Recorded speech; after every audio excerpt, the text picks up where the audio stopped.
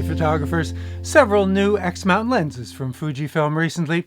This afternoon I'm going to show you the XF 70-300, the XF 27mm prime, that's kitted with the XE4, the new XF 10-24 WR version, and for comparison, the XF 16-80mm. Now, there will be samples, as well as hands-on, operational and technical details, and of course, the limitations. Now, from the 10-24 through the 16-80 and onto the 70-300, that will pretty much cover all of your photography needs. But Fujifilm's also sent over the 2-time teleconverter. The focal lengths you need in your photography practice is, of course, a personal and creative decision.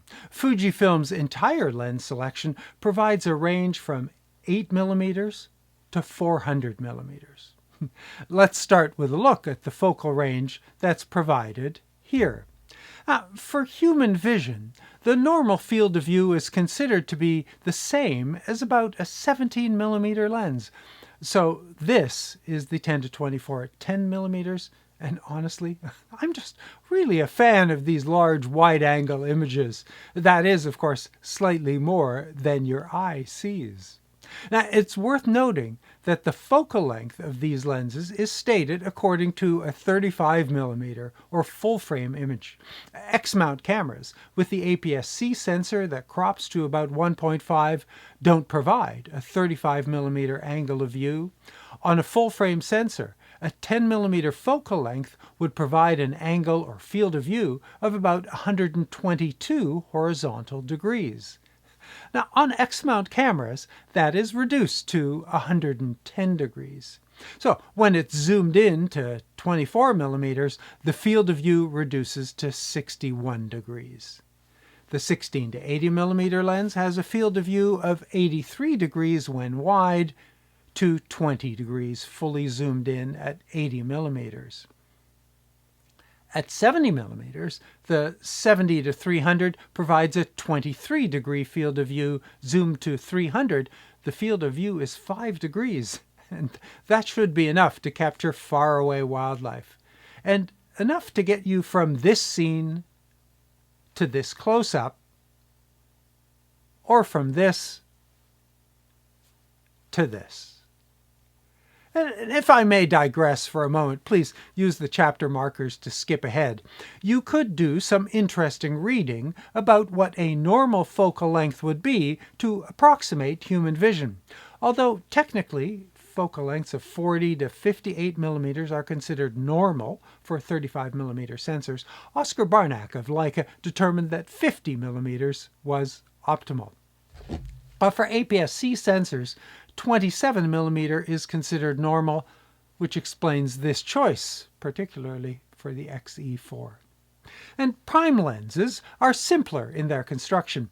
This one has 7 elements in 5 groups. By contrast, the 70-300 zoom has 17 elements in 12 groups. So when it comes to passing light photons from the scene to the sensor, less is more. Well, let's have a look at some of these images. Although, honestly, I find that Fujifilm's lens quality is high. Contrast is good, detail is sharp, color is vibrant, although the Velvia film simulation plays a role.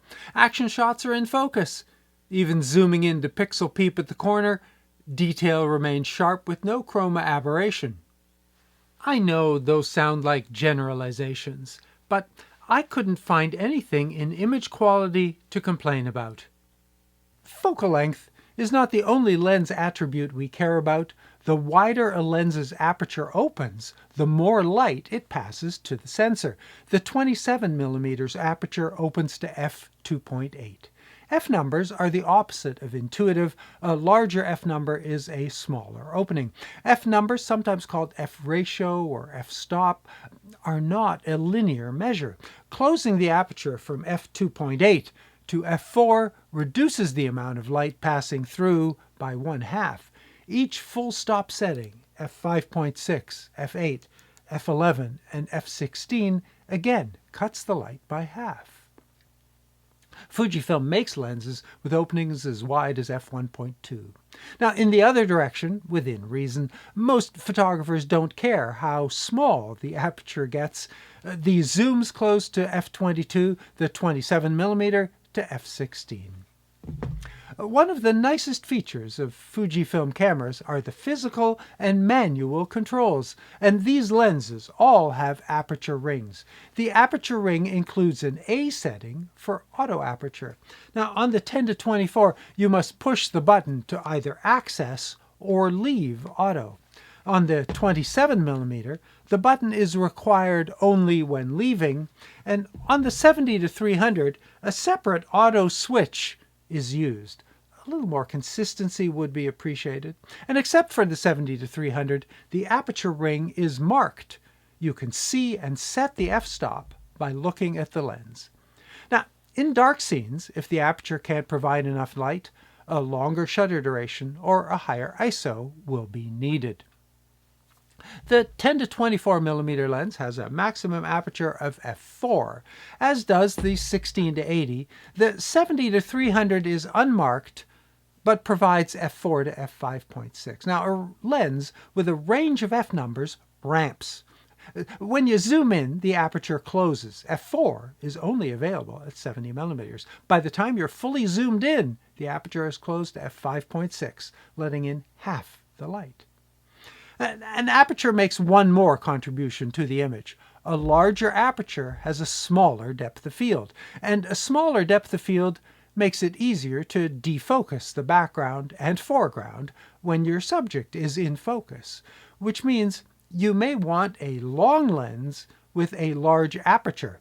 Fujifilm's 200mm f2 prime is the longest focal length with the largest aperture. Now, its price makes the 70-300 look like a bargain. However, even at 5.6, the 70-300 can provide a nicely blurred background. A small aperture provides a more interesting result when pointed at lights. In this f5 image, the sun is an indistinct ball, but at f22, it's a clearer spot with rays. That also applies with lights in dark scenes. Smaller apertures produce clearer points of light. There are a few Fujifilm lenses with marked focus rings, not these. Each lens has its own closest focus distance, which determines how close you can get to a subject. All focus to infinity.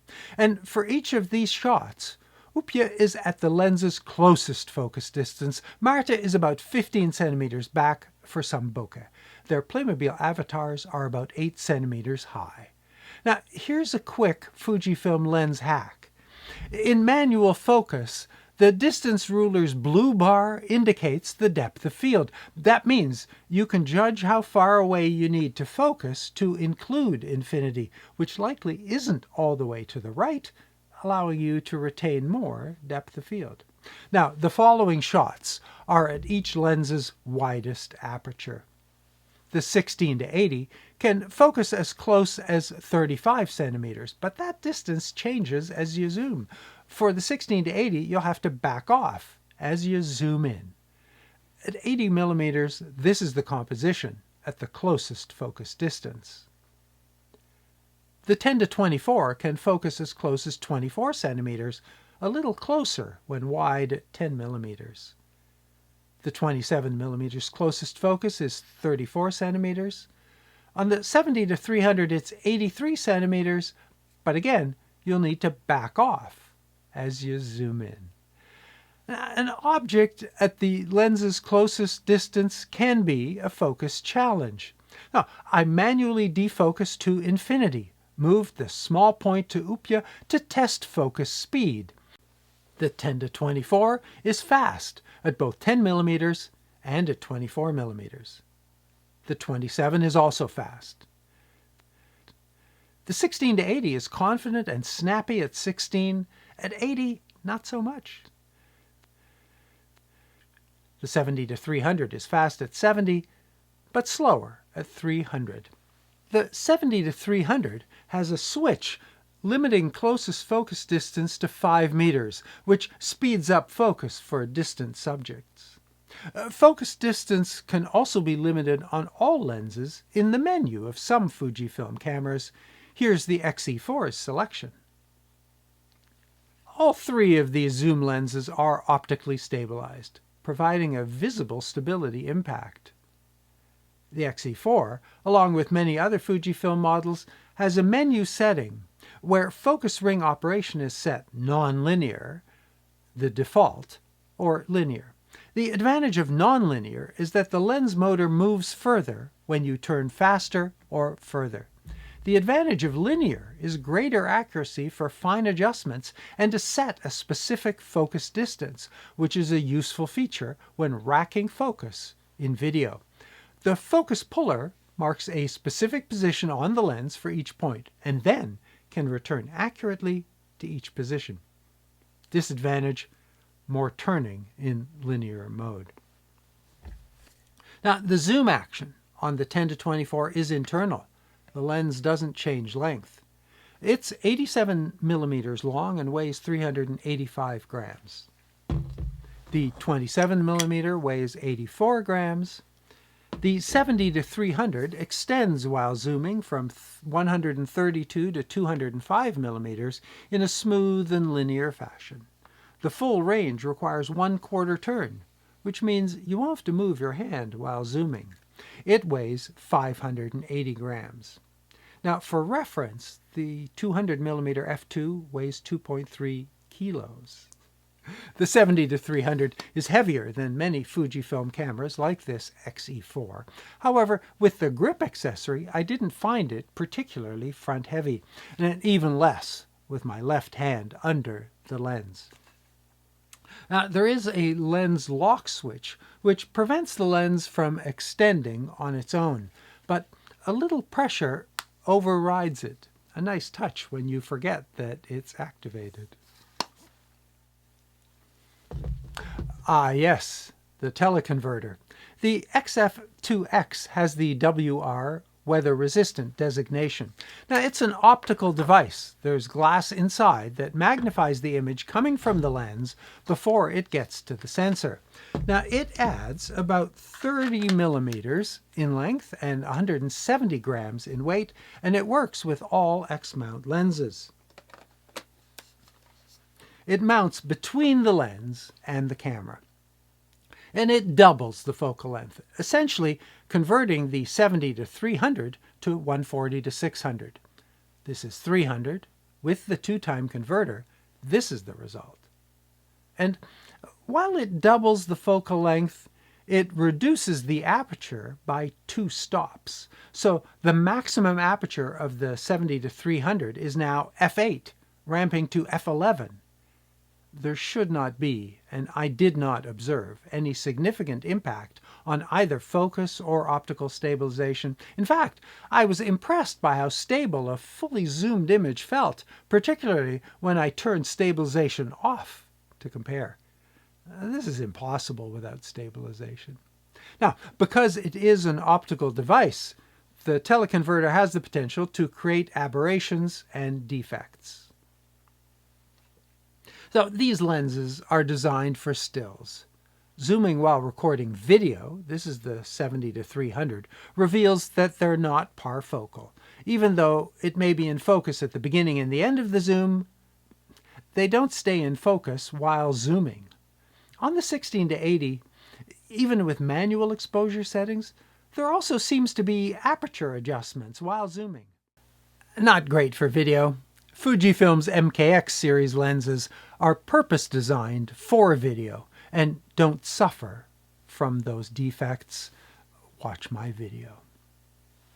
The filter diameter for adding ND and such is 72 millimeters on the 10-24, 39 millimeters for the 27 millimeter. The 16-80 is also 72. The 70-300 is 67 millimeters, and each lens includes a lens hood to reduce reflections. Hopefully, that's enough detail to cover your questions. As always, feel free to post your relevant questions and civil comments. I will read and reply to all. Now, if you enjoy my videos, it'd be great if you'd become a subscriber. A quick click on the button below does it. Now, this channel is not sponsored, and I won't stop in the middle to read you an ad, nor do I allow YouTube to interrupt my videos with mid-roll ads. That does have a financial impact, so I'm very grateful to those of you who have decided to support this channel by becoming a member. Membership perks include a private email address where you will be whitelisted so you can correspond directly with me. Tap the join button below. But subscribers need not worry. No content will be behind a paywall. So please choose the option that seems most appropriate for you. And thanks for watching. Stay safe.